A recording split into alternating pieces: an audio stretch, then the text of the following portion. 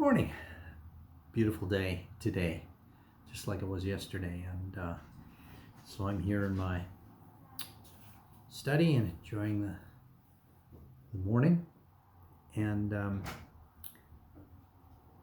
that's Maya just being let out of the office. In and out, in and out. We're talking about Matthew 22, 34 to 46 on Sunday. And I'm going to focus on the use of Psalm 110, verse 1 by Jesus.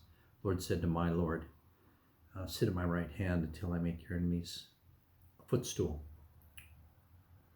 Now, this happens in the context of a number of back and forth conversations Jesus is having with these high-tier religious leaders in Jerusalem. So there's Pharisees, Sadducees, Herodians, scribes. These are like the big guns, and they're trying to catch him out, play gotcha.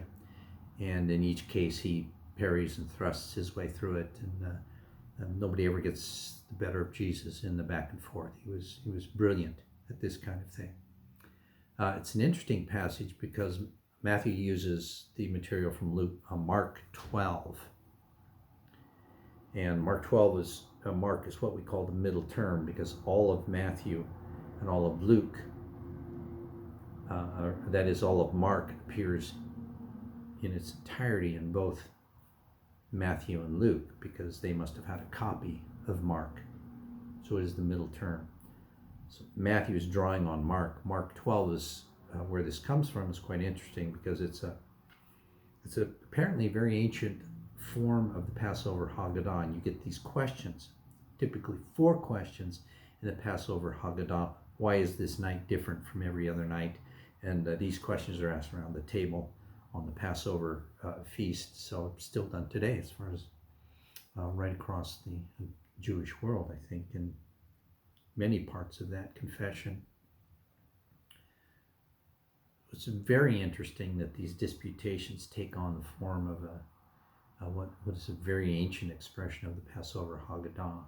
So there's something a bit formulaic about it, but it's that place in the Gospels where there's a lot of conflict, and Jesus is reaching this place where these things are really matters of life and death.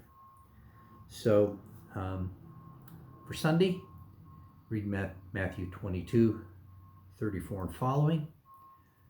Nip over and look at Mark 12, just out of interest to see that fascinating passage. Of course, read Psalm 110, verses 1 and 2, really at least.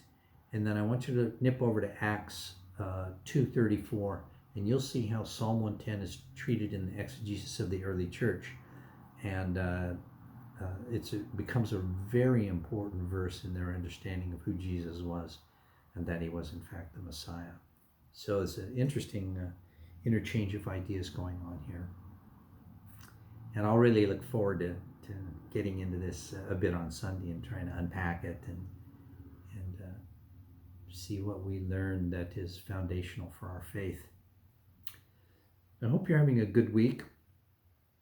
You're loved. We're praying for you here at the church, and in no matter where you fellowship or what your situation is, please do understand that the grace of God is at work within you, that he is with you to invigorate and refresh and forgive and redeem you. When you turn to him, if you have worries this week, please don't hesitate to make those known to God, as the New Testament encourages us to do, and he will come to you and he will be with you. We all have our challenges in these days, but still we look to the Lord for the way to get through. I'd like to read us out with Psalm 1, which is our psalm for Sunday, and I'll leave this with you and hope that it ministers to your heart. Happy are those who do not follow the advice of the wicked, or take the path that sinners tread, or sit in the seat of scoffers. Their delight is in the law of the Lord, and on his law they meditate day and night. They are like trees planted by streams of water, which yield their fruit in its season, and their leaves do not wither. In all that they do, they prosper. The wicked are not so. They are like chaff that the wind drives away. Therefore the wicked will not stand in the judgment, nor sinners in the congregation of the righteous. For the Lord watches over the way of the righteous, but the way of the wicked will perish. This is the word of the Lord. Thanks be to God. Have a great week, and I look forward to seeing you on Sunday, and God bless.